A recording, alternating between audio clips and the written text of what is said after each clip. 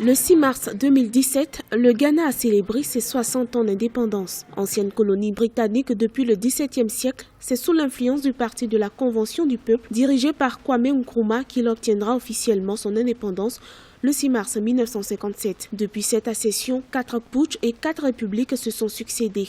14 chefs d'État, dont 2 intérimaires, ont marqué la vie politique du pays. Les dernières élections du 8 décembre 2016 ont porté Nana Akufo-Addo à la magistrature suprême du pays, 15e chef d'État qui a pour ambition de relever les défis qui empêchent le Ghana d'accéder à un développement économique véritable.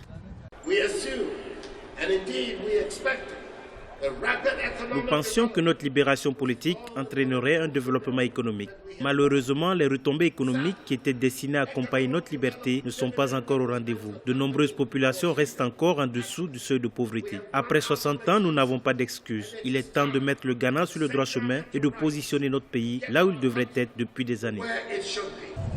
L'économie du Ghana est en proie à une récession avec une forte inflation. Le deuxième producteur d'or et de cacao du continent africain a souffert de l'effondrement des cours des matières premières. Certes, le pays dispose d'énormes potentialités énergétiques et agricoles, mais celles-ci restent encore sous-exploitées.